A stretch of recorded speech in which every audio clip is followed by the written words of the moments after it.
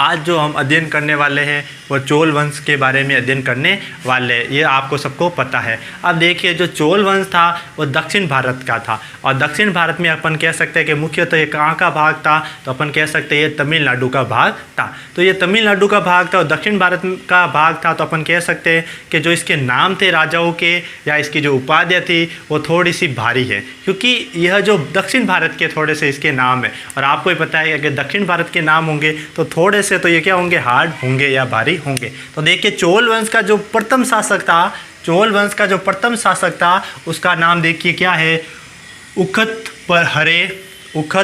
हरे Elon Chhetri.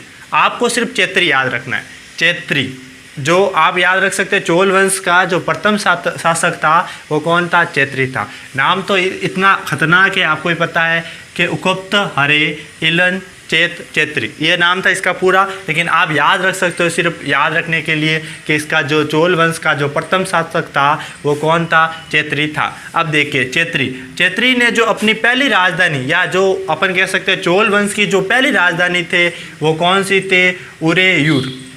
ये उरेयूर वर्तमान में कहाँ है, तो तमिलनाडु में है। देखिए थोड़ा सा आपको मैंने पहले कहा है कि दक्षिण भारत है, इसलिए इसके थोड़े से नाम हार्ड है, लेकिन आप याद आराम से कर सकते हैं, 2 बार 3 बार पढ़ो तो आपको पता हो गए। उरेयूर, ठीक है, उरेयूर ये क्या था भाई, चेत्री ने जो पहली राजधानी बनी, या अपन कह सकते हैं चोल वंश की जो प्रथम राजधानी थी जो तमिलनाडु में वर्तमान में, जिसका नाम क्या है, उरेयूर, ठीक है, उरेयूर। अब देखिए अब यहाँ से आपके चोल वंश के प्रमुख राजा स्टार्ट होते हैं, मतलब आपको पता है ये तो काफ़ी कम समय तक रहा, लेकिन अब जो काफ़ी लंबे समय तक रहे और बहादुर राजा थे उनके बारे में अपन को पढ़ने को मिलता है, तो अपन उनके बारे में पढ़ते हैं। उनमें सबसे पहला है विजय आल्य, या अपन संधि विच्छेद करें तो कह सकते हैं विजय प्लस आल्य, ठीक है, विजय आल्य जीतने वाला एक तरीके से। अब देखिए इन्होंने जो आक्रमण किया वो किस पर किया, सबसे पहले इन्होंने पांड्य को हराकर तंजौर को अपनी राजधानी बनाई। तो यहाँ पर आपको पता है कि अब राजधानी चेंज हो गई है। पहले जो राजधानी थी चोल वंश की, उसके राजधानी का नाम था उरेयूर। अब जो राजधानी चेंज होकर सेकंड राजधानी बनी वो कौन सी है, तंजौर। तो आप यहाँ से एक पॉइंट याद रखना है कि विजय आल्य ने जो राजधानी बनाई वो कौन सी थी, तंजौर थी। कौन सी थी, तंजौर। जी हाँ, विजय आल्य ने जो राजधानी बनाई वो कौन सी थी, तंजौर थी। और तंजौर किसकी राजधानी थी, पहली पांड्या की थी। हाँ, जब चोल वंश अपन ख़त्म करेंगे तो चोल वंश के बाद में जो दक्षिण भारत में पूरा कब्जा कर लेता है वो कौन सा वंश था, पांड्या वंश ही था। तो यहाँ से आप याद रख सकते हैं पांड्या की जो राजधानी थी वो तंजौर थी, लेकिन अब तंजौर पांड्या को हराने के बाद में अब तंजौर पर किसका अधिकार हो जाता है, चोल वंश का अधिकार हो जाता है। और चोल वंश का अधिकार होने के कारण चोल वंश ने अपनी राजधानी बना दी तंजौर। कौन सी बना दी, तंजौर। तंजौर दक्षिण भारत का ही अपन कह सकते हैं तमिलनाडु के पास वाला ही एक हिस्सा है।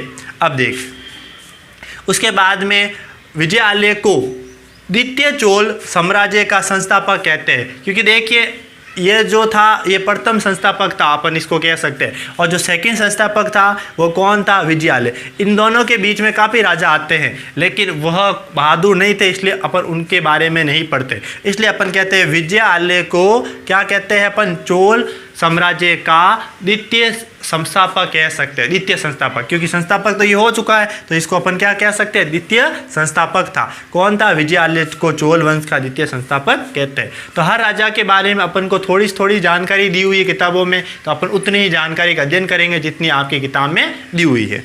अब देखिए उसके बाद में कौन राजा बनता है, तो आपको पता है कि देखो ये राजा जो विजय आल्य रहा वो 850 ईस्वी से 875 ईस्वी तक रहा, और उसके बाद में उसी का ही पुत्र जिसका नाम था आदित्य प्रथम। कौन था, आदित्य प्रथम। आदित्य प्रथम जो राजा रहता है वो कहाँ तक रहता है, 875 ईस्वी से 907 ईस्वी तक रहता है। ये सारे के सारे जो राजा है ये आपके दक्षिण भारत का है। दक्षिण भारत के ये वाला जो हिस्सा है, ये वाला जो हिस्सा है इसे अपन क्या कहते हैं, उरेयूर। तमिलनाडु में है और तमिलनाडु में कौन है, उरेयूर। तमिलनाडु के इस वाले कोने पर ही आपका जो दूसरा अपन ने राजधानी बनाई जो कौन सी थी आपको पता है, तंजौर। तो ये वाला हिस्से पर ही आपकी क्या है, तंजौर है। अब देखिए उसके बाद में आपका विजय आल्य के बाद में जो राजा बनता है वो आदित्य प्रथम बनता है और आदित्य प्रथम ने पल्लव नरेश को हरा दिया। तो पल्लव कहाँ था, आपके केरल के इस साइड, इधर वाला जो भाग है इधर वाला, वो कौन सा था, आपके पल्लव नरेश। कौन था, पल्लव नरेश। तो पल्लव नरेश को हराया, पल्लव नरेश को पराजित कर उन्होंने पल्लव राज्य पर क्या कर दिया, अधिकार कर लिया। जी हाँ, किसने, देखो आदित्य प्रथम ने पल्लवों को क्या कर दिया, हरा दिया और पल्लवों को हराने के बाद में पल्लव राज्य पर क्या कर दिया, अधिकार हो कर दिया। आपको पता है युद्ध दो प्रकार, मतलब आप कह सकते हैं युद्ध एक तो ऐसा होता है कि जिसमें क्या होता है किसी राज्य पर कोई राजा आक्रमण करे और आक्रमण करने के बाद में उससे थोड़ा धन वगैरह वसूल कर ले और उसे उसका राज्य वापस दे दे। और सेकंड नंबर क्या होता है कि किसी राज्य पर आक्रमण करे और उस राज्य पर क्या कर दे, कब्जा कर दे, उसे राजा वापस बनने नहीं दिया, मतलब उस राज्य पर भी उसका कब्जा हो जाएगा और उस राज्य का भी राजा कौन होगा, वही होगा। वैसा आदित्य प्रथम ने भी किया, उन्होंने पल्लव पर आक्रमण किया और पल्लव के नरेश को पराजित कर वापस पल्लव के नरेश को ना देकर स्वयं ही पल्लव के क्या बन गए, राजा बन गए और राजा बनकर उन पर क्या कर दिया, अपन कह सकते हैं अधिकार कर लिया पल्लवों पर। फिर देखिए पांड्यों की जो राजधानी थी जिसका नाम था, क्या राजधानी थी, मदुरा। क्या राजधानी थी, मदुरा। तो पांड्यों की राजधानी मदुरा पर भी क्या कर दिया, अधिकार कर दिया और उन्होंने जो एक उपाधि धारण की मदुरे पर, देखो मदुरा पर अधिकार करके जो उन्होंने उपाधि धारण की, किसने, आदित्य प्रथम ने, वो उपाधि का नाम था मदुरे कोंड। अब देखिए चोल वंश का कोई भी राजा उपाधि धारण करता है उसके पीछे हमेशा कोंड लगाता है, बस इतना सा याद रखना। देखो किसी भी स्थान पर कब्जा करेगा, जैसे इसने किस पर कब्जा किया, मदुरा, तो मदुरा से देखो अपना बन गया मदुरे। तो आप याद रख सकते हैं मदुरे, यानी मदुरा पर आक्रमण किया इसलिए मदुरे और पीछे हमेशा ये लगाते हैं कोंड। अगर ये किसी पर भी आक्रमण करके किसी स्थान को जीतते हैं तो उस स्थान के नाम प्लस पीछे क्या लगा देते हैं, कोड लगा देते हैं, उसके कारण उसकी जो उपाधि बन जाती है। तो आप आराम से इनकी उपाधि याद रख सकते हो कि उनके जो स्थान होता है उस पर कब्जा करते हैं और सेकंड नंबर उस स्थान प्लस पीछे क्या लगा देते हैं, कोड लगा देते हैं। मंदिर का भी निर्माण करेंगे ये तो उस स्थान के नाम पर ही करेंगे। तो आपको पता चल गया कि आदित्य प्रथम ने किस पर, पांड्यों की जो राजधानी थी जिसका नाम था मदुरा, क्या नाम था, मदुरा। तो मदुरा पर आक्रमण किया, मदुरा को जीता और मदुरे क्या लगा दिया, मदुरे कोंड, उन्होंने क्या लगा दी, अपनी उपाधि बना दी। क्या बना दी, उपाधि। तो आपको यहाँ याद रखना है कि मदुरे क्या है, मदुरे। तो मदुरे कौन, किसकी उपाधि थी, तो आपको याद रखना है आदित्य प्रथम। आदित्य प्रथम किसका पुत्र था, विजय आल्य का पुत्र था। अब देखिए अपन आगे याद करते हैं और जानकारी। अब आता है आपके प्रमुख राजा, जी हाँ चोल वंश के बहादुर राजा, अपन कह सकते हैं चोल वंश के सबसे बहादुर राजा कौन थे, राज प्रथम। देखिए राज दो बार राज है इसलिए इन्होंने बहुत ज़्यादा राज किया, आप कह सकते हो राज प्रथम। इन्होंने जो राज किया वो 985 ईस्वी से 1014 ईस्वी तक राज किया। देखो मैंने आपको अभी एक पॉइंट बताया कि यह चोल वंश के सबसे बहादुर राजा थे। तो आप लिख सकते हो चोल वंश के सबसे बहादुर राजा कौन थे, राज प्रथम। इन्होंने केरल, आपको पता है केरल कहाँ पर है, ये वाला केरल, पांड्या, इधर वाला जो नीचे वाला हिस्सा है पांड्या, सिंह राजाओं को हराया। सिंह राजा कहते हैं श्रीलंका के राजाओं को, इसको कहते हैं श्रीलंका के राजाओं को क्या कहते हैं, सिंह राजा कहते हैं। तो इन्होंने देखो केरल पर अधिकार कर दिया, तमिलनाडु के इधर पूरा, इधर वाला ये दक्षिण भारत तो पूरा ही ले लिया और सेकंड नंबर इन्होंने श्रीलंका पर भी क्या कर दिया, अधिकार कर दिया। किसने किया, राज प्रथम ने। मैंने अभी आपको बताया राज प्रथम बहुत प्रमुख और बहादुर राजा था, इसलिए इन्होंने इतने राज्यों पर एक साथ क्या कर दिया, आक्रमण करके उन पर विजय प्राप्त की। फिर देखिए तंजौर में राजेश्वर का मंदिर बनाया। तो देखिए राजेश्वर का मंदिर बनाया, तो आपको देखिए इसके नाम पर ही तंजौर तमिलनाडु का हिस्सा है। और तंजौर में उन्होंने जो मंदिर बनाया उसका नाम देखो, इनका नाम क्या खुद का, राज प्रथम है। और जो मंदिर है देखिए राज्य और ईश्वर, मैंने आपको बताया है ईश्वर शब्द जो होता है वो शिव भगवान के मंदिर के होता है। तो आप कह सकते हैं राजेश्वर, ईश्वर है ना, राजेश्वर, तो राजेश्वर जो मंदिर है वो भगवान शिव का मंदिर है। तो आपको ये भी याद रखना है कि यह किसका मंदिर है, भगवान शिव का मंदिर है। जी हाँ, अब आपको यहाँ पर याद रखनी है बात कि तंजौर में राजेश्वर जो मंदिर बनाया वो राज प्रथम ने बनाया था। और ये किसका मंदिर है, शिव का मंदिर है, जो वर्तमान में दक्षिण भारत का बहुत सुंदर मंदिर है। अब देखिए राज के प्रथम के बाद उसका जो पुत्र बनता है राजा, उसका नाम होता है राजेंद्र प्रथम। क्या नाम होता है, राजेंद्र प्रथम। देखिए नाम सरल ही है, पहला ये नाम थोड़ा सा आपके हार्ड आया, लेकिन अब जो भी राजा के नाम है वो एकदम सरल है। तो देखो राजा प्रथम से आप याद रख सकते हैं, इन्होंने केरल और पांड्या को हराया और श्रीलंका पर भी इन्होंने आक्रमण किया। सेकंड नंबर इन्होंने तन्नौज पर आक्रमण करके उस पर विजय हासिल करके राजेश्वर मंदिर बनाया। ईश्वर जिसके पीछे आता है उसको मैंने आपको बता दिया है कि वो भगवान शिव का मंदिर होता है। फिर देखिए राजेंद्र प्रथम कहाँ से कहाँ तक राजा रहा, तो राजेंद्र प्रथम 1014 ईस्वी से 1044 ईस्वी तक राजा रहा। इन्होंने भी देखो श्रीलंका के राजा, श्रीलंका यहाँ पर लंका का मतलब है आपका श्रीलंका, यह सिंह राज भी कह सकते हैं। तो श्रीलंका के राजा महेंद्र पंचम, मतलब महेंद्र नाम के 4 राजा पहले हो चुके हैं। ये कितने नंबर पर था, 5वें नंबर का नाम था। कहाँ का, श्रीलंका का महेंद्र नाम का 5वां राजा, इसलिए इसका नाम था महेंद्र पंचम। महेंद्र पंचम को हराया तथा देखिए उसके बाद में किस पर और आक्रमण कर जीता, तो देखो जावा को जीता, सुमात्रा को जीता और मलया द्वीप को जीता। यह दक्षिण भारत के द्वीप है, इधर वाले जो हिस्से उन सारे द्वीपों को इन्होंने जीत लिया। जावा को जीत लिया, उसके बाद में सुमात्रा को जीत लिया और मलया द्वीप को भी जीत लिया। तो आप कह सकते हो राजेंद्र प्रथम ने श्रीलंका के अलावा 3 द्वीपों पर भी विजय प्राप्त की। कौन कौन से, आप कह सकते हो मलया द्वीप पर, सेकंड नंबर आप कह सकते हो जावा द्वीप पर और सुमात्रा द्वीप पर भी इन्होंने क्या किया, अधिकार किया। इन्होंने द्वीप को जीता। और आपको पता है चारों तरफ से जो पानी से घिरा हुआ भूभाग होता है उसे अपन क्या कहते हैं, द्वीप कहते हैं। जैसे लक्षद्वीप होता है, अंडमान निकोबार द्वीप होता है, सुमात्रा द्वीप है, जावा द्वीप है।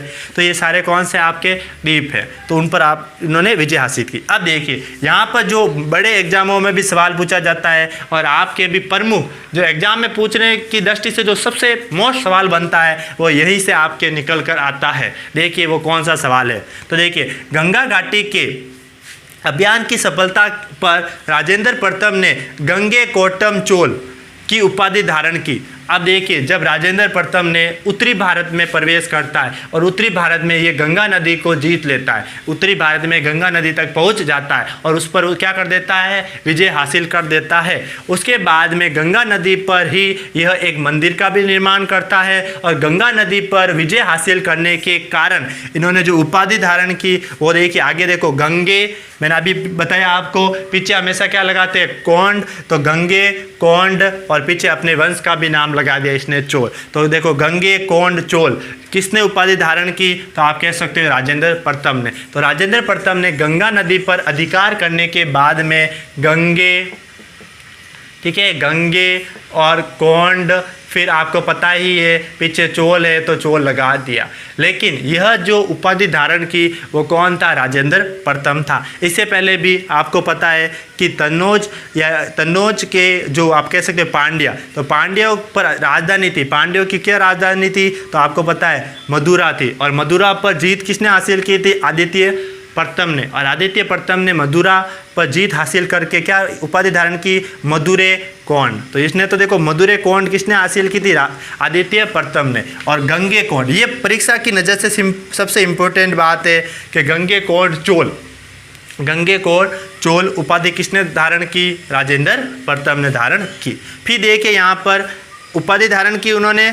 उसके बाद में इस विजय की स्मृति में कावेरी तट के नज़दीक गंगेकोंड चोलपुरम नामक एक नई राजधानी का निर्माण किया। फिर ये वापस आपको पता है गंगा से वापस नीचे आता है और यहाँ पर आता है कावेरी नदी। इसके बारे में अपन पढ़ चुके हैं, कृष्णा नदी और कावेरी नदी। तो यहाँ पर वो कावेरी नदी के तट पर आता है और कावेरी नदी के तट पर इन्होंने एक मंदिर, अपन कह सकते हैं इन्होंने एक अपनी नई राजधानी बनाई। तो आप यहाँ से याद रख सकते हो कि राजेंद्र प्रथम ने गंगा विजय होने के बाद में कावेरी नदी पर पहुंचकर एक अपनी नई राजधानी बनाता है और उस राजधानी का नाम है, आपको पता है क्या नाम है भाई, गंगेकोंड चोलपुरम।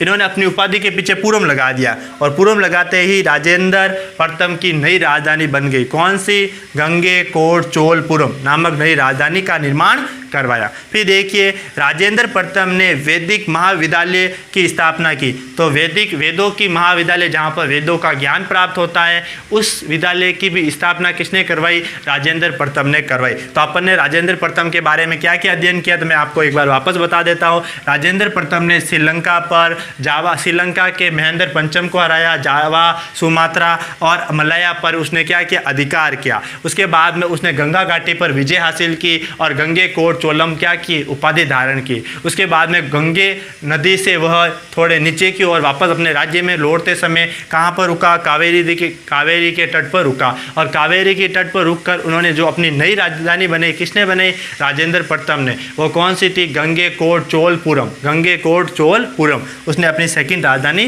बनाई। ठीक है। उसके बाद में वह, आपको पता है राजेंद्र प्रथम ने वैदिक महाविद्यालय की भी स्थापना की थी। वैदिक महाविद्यालय की स्थापना की थी। किसने की थी? राजेंद्र प्रथम ने। उसके बाद में अपन पढ़ते हैं अपन कह सकते हैं राजाधिराज प्रथम। ठीक है, महाराजा कह सकते हैं या राजाधिराज प्रथम। अब देखिए ये एक राजा का नाम है, राजाधिराज प्रथम। इसकी उपाधि भी यही है, राजाधिराज। उपाधि भी यही है, राजाधिराज, और इसका नाम भी इस कारण यही पड़ गया, राजाधिराज प्रथम। जी हाँ, राजाधिराज ने इसकी उपाधि भी है और राजाधिराज इसका नाम भी पड़ गया। तो अपन कह सकते हैं राजाधिराज कब से कब तक राजा रहा चोल वंश का? तो देखिए 1044 ईस्वी से 1052 ईस्वी तक यह राजा रहा। ज़्यादा नहीं रहा, आपको ही पता है, सिर्फ 8 वर्ष ही रहा। अब देखिए फिर इन्होंने सबसे पहले क्या किया? तो एक चालुक्य नरेश को पराजित कर उसकी राजधानी कल्याणी पर अधिकार कर लिया। तो देखिए ये सारे जो चोल वंश के राजा थे वह क्या करते थे? किसी राज्य पर आक्रमण करते थे और उसकी राजधानी पर भी कब्जा कर लेते थे। उस राजा को स्वतंत्र नहीं करते, उस पर संपूर्ण रूप से अधिकार कर लेते। तो इन्होंने भी क्या किया? चालुक्य नरेश पर आक्रमण किया और चालुक्य नरेश को हराकर उन्होंने चालुक्य की जो राजधानी थी जिसका नाम क्या था? कल्याणी। क्या नाम था? कल्याणी। तो कल्याणी पर ये क्या कर देते? अधिकार कर देते। फिर इन्होंने जो उपाधि और धारण की, एक तो राजाधिराज की उपाधि धारण करने के कारण इनका जो नाम होता है वो भी राजाधिराज हो जाता है। सेकंड नंबर जो इन्होंने उपाधि धारण की वो की विजय राजेंद्र की। जी हाँ, इसकी उपाधि थी विजय राजेंद्र, मतलब जीतने वाला राजेंद्र। ठीक है, विजय राजेंद्र। देखो राजेंद्र पहले आ चुका है, लेकिन ये विजय राजेंद्र जो उपाधि है वो आपको याद रखनी है, वह किसकी है? राजाधिराज की। और ये उपाधि कैसे धारण करता है तो मैं आपको बताता हूँ कि जब उन्होंने चोल नरेश को हराया और चोल नरेश को हराने के बाद में, इस विजय के बाद में उन्होंने विजय की उपाधि धारण की और पीछे रखा नाम राजेंद्र। देखो विजय राजेंद्र मतलब राजेंद्र का ये कौन है? आपको पता है, पुत्र है। कौन है?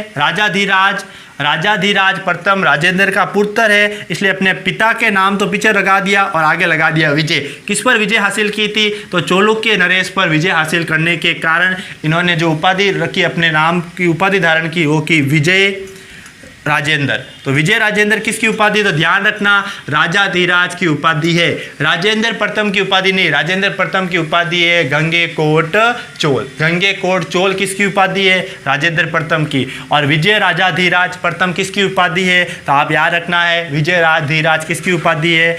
तो विजय राजाधिराज, या अपन कह सकते हैं विजय राजेंद्र किसकी उपाधि है? राजाधिराज प्रथम की।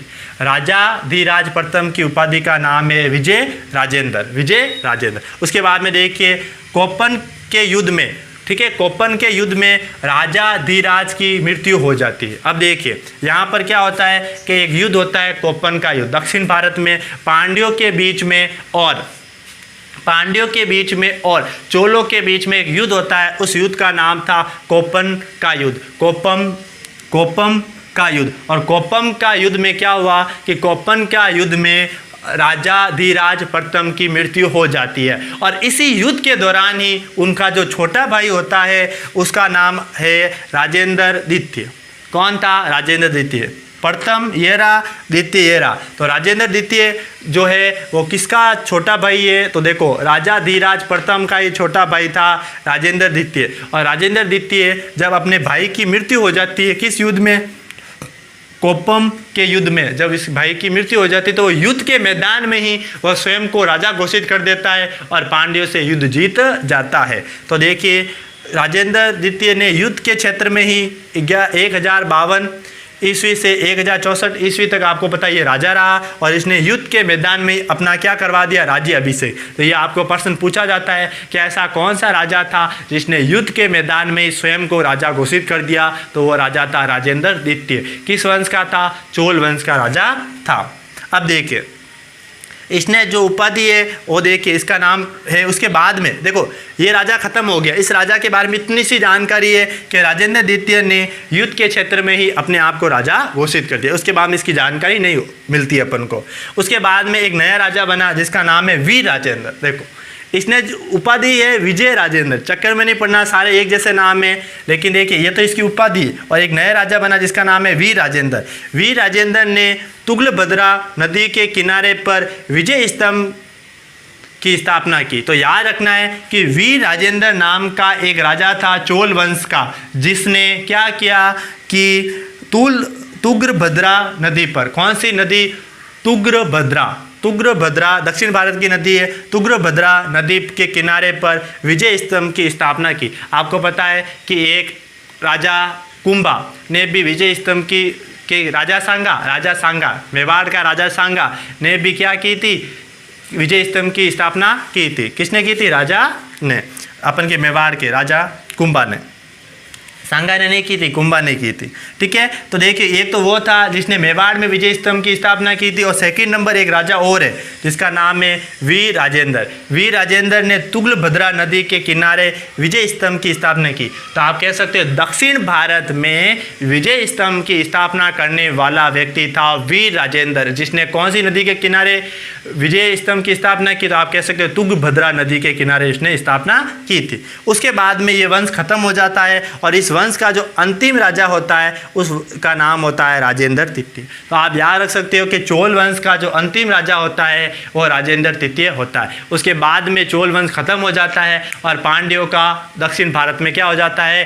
राज्य स्थापित हो जाता है। तो आपने आज किसके बारे में पढ़ा? पूरा चोल वंश के बारे में पढ़ा। एक बार दो बार वापस वीडियो देखना, या एक दो बार आप रिवीजन करोगे तो आपको पूरा का पूरा चोल वंश के बारे में याद हो जाएगा। थोड़े से ये राजाओं के नाम एक जैसे, बस और कुछ नहीं है। आप इसका स्क्रीनशॉट ले लीजिए।